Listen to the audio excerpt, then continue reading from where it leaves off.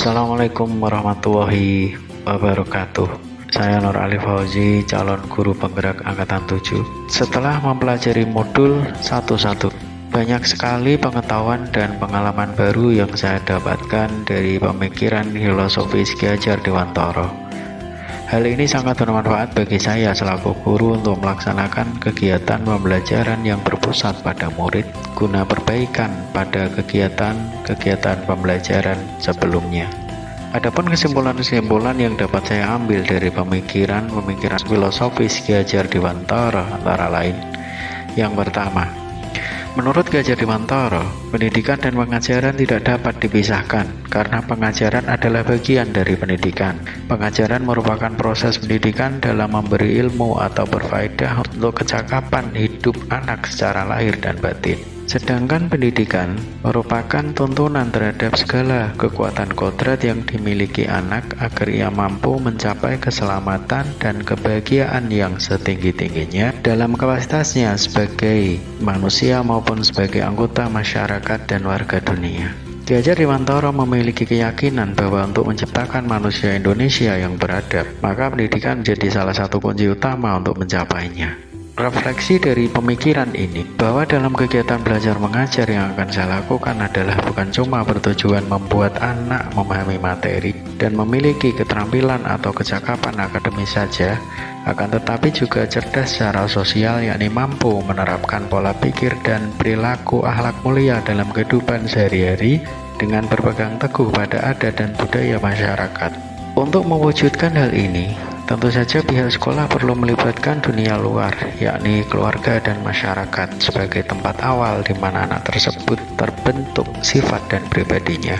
Hal ini sesuai dengan amanat Undang-Undang Nomor 20 Tahun 2003 tentang Sistem Pendidikan Nasional, yang mana pendidikan meliputi 3 hal, yakni pendidikan keluarga, pendidikan sekolah, dan pendidikan masyarakat. Ketiga unsur pendidikan ini atau yang disebut dengan tripusat pendidikan harus saling bersinergi sehingga terjalin kerjasama yang baik untuk menciptakan suasana pembelajaran yang baik dan terarah. Keberhasilan program penguatan karakter siswa juga sangat dipengaruhi oleh ketiga lingkungan pendidikan tersebut. Kesimpulan dari pemikiran Ki Hajar Dewantara yang kedua adalah tentang kerangka perubahan yang terdiri dari 3 hal, yakni yang pertama adalah kodrat keadaan, yang mana kodrat keadaan ini terdiri dari kodrat alam dan kodrat zaman. Kodrat alam adalah kodrat anak berkaitan dengan sifat dan bentuk lingkungan di mana dia berada, sedangkan kodrat zaman berkaitan dengan isi dan irama. Artinya bahwa setiap anak sudah membawa sifat atau karakternya masing-masing. Jadi sebagai guru, kita tidak bisa menghapus sifat dasar tadi. Yang bisa kita lakukan adalah menunjukkan dan membimbing agar muncul sifat-sifat baiknya sehingga menutupi atau mengaburkan sifat-sifat jeleknya. Adapun kodrat zaman berhubungan dengan keadaan yang terus berkembang dan mengalami perubahan yang mempengaruhi kodrat alam. Jadi, walaupun keadaan alamnya sama, namun tidak akan tetap sama dari waktu ke waktu. Masing-masing zaman memiliki tantangan tersendiri yang harus dihadapi. Ki Hajar Dewantara memberikan pemikiran tentang dasar-dasar pendidikan, yaitu pendidikan bertujuan untuk menuntun segala kodrat yang ada pada anak, agar mereka dapat mencapai keselamatan dan kebahagiaan yang setinggi-tingginya dalam kapasitasnya sebagai seorang manusia maupun sebagai anggota masyarakat. Pendidik itu hanya dapat menuntun tumbuh atau hidupnya kekuatan kodrat yang ada pada anak agar dapat memperbaiki lakunya atau bukan dasarnya hidup dan tumbuhnya kekuatan kodrat anak. Konsep menuntun ini dapat kita implementasikan melalui metode pembelajaran yang berorientasi pada anak. Konsep merdeka belajar kita terapkan dengan memberikan kebebasan kepada anak untuk mengembangkan ide, berpikir kreatif, dan mengembangkan bakat atau minat siswa. Tapi kebebasan itu bukan berarti kebebasan mutlak, namun terbimbing dan terawasi. Perlu tuntunan dan arahan dari guru supaya anak tidak salah arah yang dapat membahayakan dirinya. Jadi tuntunan tersebut selaras dengan semboyan Ingarso Song Tulodo, yakni di depan memberi contoh, yang artinya kita sebagai guru harus senantiasa memberikan teladan yang baik bagi siswa dalam mengembangkan budi pekerti. Kita juga bisa melakukan kegiatan-kegiatan pembiasaan di sekolah untuk menanamkan nilai-nilai budi pekerti dan akhlak mulia kepada anak. Tuntunan juga mengandung maksud ing matio mangun karso, atau di tengah memberi ide atau gagasan, yang artinya guru harus mampu membantu anak menggali dan menumbuhkan ide, gagasan, kreativitas siswa sesuai dengan kodratnya. Dan tutburi handayani, atau di belakang memberi dukungan atau dorongan, yang artinya guru tidak selalu memaksakan kehendak anak harus begini dan begitu, akan tetapi membiarkan anak belajar sesuai dengan gaya belajar dan pola berpikirnya masing-masing. Jangan pernah ragu untuk menerapkan pembelajaran berbasis permainan, apalagi kita kaya akan permainan tradisional yang menarik dan di dalam permainan tersebut mengandung nilai-nilai pembelajaran yang berguna bagi anak. Hal ini sekaligus mengajarkan anak untuk melestarikan kebudayaan yang kita miliki. Biarkan anak bebas menentukan ide, gagasan, berkarya, mengembangkan kreativitas, dan menyesuaikan diri dengan zamannya. Yang kedua dari kerangka perubahan menurut Ki Hajar Dewantara adalah prinsip perubahan. Konsep perubahan ini terdiri atas 3 asas, yaitu kontinuitas, konvergensi, dan konsentris. Yang pertama, asas kontinuitas, yaitu dalam melakukan perubahan atau maju ke depan tidak boleh melupakan akar nilai budaya yang hakiki dari masyarakat. Jadi, walaupun perubahan itu menjawab tantangan kodrat zaman, tapi nilai esensi budaya masyarakat itu harus tetap jadi pegangan. Implementasi dari kontinuitas ini adalah dengan mengembangkan pendidikan dan pengajaran yang dilaksanakan secara berkesinambungan dan terus-menerus dengan perencanaan, pelaksanaan, serta evaluasi dan perbaikan.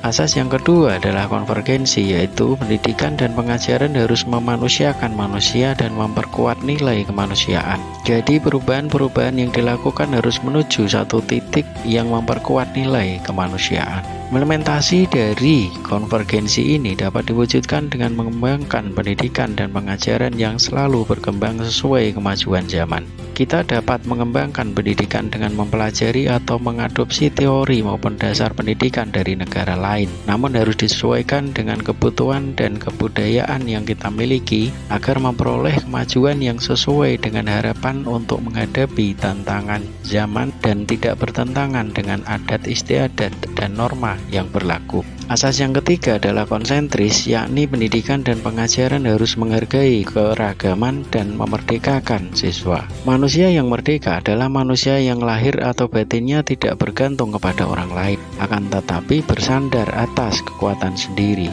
Pendidikan harus menghargai keunikan dari siswa sesuai dengan tingkat kemampuannya dan cara berpikirnya masing-masing. Jadi, walaupun perubahan menuju satu sumbu atau nilai yang sama, tetapi tetap harus menghargai keragaman yang ada. Dalam hal ini, peran pendidik diibaratkan sebagai seorang petani dan siswa sebagai bibit tanaman yang perlu perawatan dan penanganan yang berbeda satu sama lain. Jadi tugas petani tersebut adalah merawat sesuai kebutuhan dari tanaman-tanaman itu agar tumbuh, berkembang, dan berbuah dengan baik. Keberhasilan petani dalam merawat setiap tanaman tersebut juga sangat dipengaruhi oleh keadaan tanahnya. Dalam hal ini yang disebut sebagai kodrat alam. Jadi walaupun bibit tanaman tersebut bagus, akan tetapi karena kondisi tanahnya tidak subur, maka hasil yang akan dicapai juga berbeda dengan hasil yang ditanam pada kondisi tanah yang subur. Berdasarkan pemikiran Ki Hajar Dewantara, kita sebagai pendidik harus bisa mengidentifikasi karakter dari setiap murid dengan berbagai pendekatan yang kita lakukan agar dapat mengenalinya dengan baik, sehingga kita dapat menentukan cara yang tepat untuk menuntun anak tersebut. Kita harus mampu menyajikan pembelajaran yang sesuai dengan kebutuhan dan gaya belajar mereka masing-masing. Jika perlu, libatkan mereka dalam menentukan metode pembelajaran. Hal ini untuk menghindari cara mengajar guru yang tidak sesuai dengan gaya belajar siswa dan terkesan memaksakan mereka untuk mengikuti cara yang kita tentukan. Rangka perubahan yang ketiga menurut Ki Hajar Dewantara adalah apa yang berubah.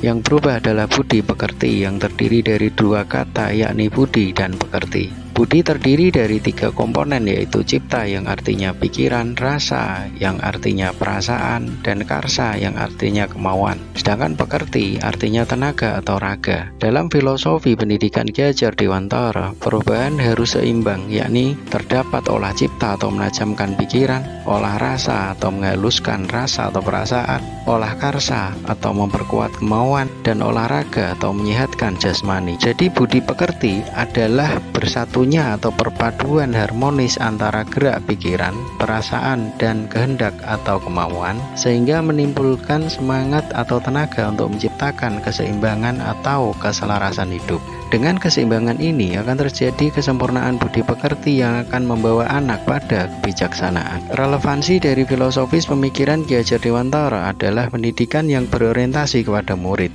Dapat diumpamakan seperti sistem tata surya, di mana siswa adalah planet-planet dalam garis masing-masing yang mengorbit pada matahari sebagai simbol kemanusiaan. Setiap planet berevolusi dengan lintasan dan kecepatan yang berbeda, namun tak pernah berhenti bergerak. Siswa harus mendapatkan pengajaran dan tuntunan sesuai dengan gaya belajar dan tingkat kecerdasannya masing-masing. Pemikiran Ki Hajar Dewantara yang sesungguhnya adalah bukan tabula rasa, yakni anak bukan kertas kosong yang bisa digambar sesuai keinginan orang dewasa. Seorang anak lahir dengan kekuatan kodrat yang masih samar-samar. Tujuan pendidikan adalah menuntun atau memfasilitasi maupun membantu anak tersebut untuk menempelkan garis samar-samar agar dapat memperbaiki lakunya untuk menjadi manusia seutuhnya. Dengan kata lain, pendidikan dan pengajaran berprinsip menempelkan laku anak dengan kekuatan konteks diri anak tersebut.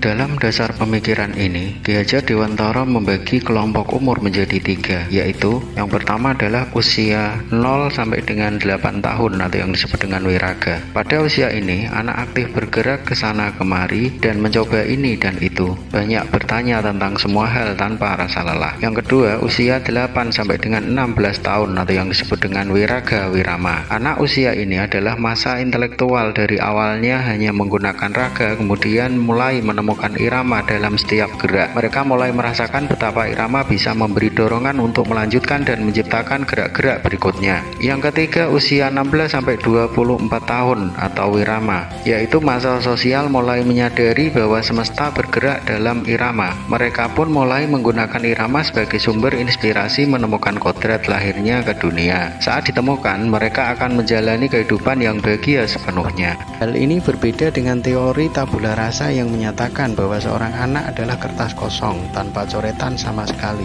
dan orang-orang di sekitarnya yang turut andil dalam memberikan coretan guna membentuk menjadi bertulisan. Jadi sejak lahir seorang anak sama sekali tidak mempunyai bakat dan pembawaan. Seorang anak dapat dibentuk sekehendak kekuatan pendidiknya. Pendidikan dan lingkungan paling berkuasa atas pembentukan anak tersebut, sehingga apabila kita simpulkan dari teori ini, anak hanya manusia pasif dan sangat bergantung pada orang lain. Hal ini sangat tidak sesuai dengan pemikiran filosofis Ki Hajar Dewantara.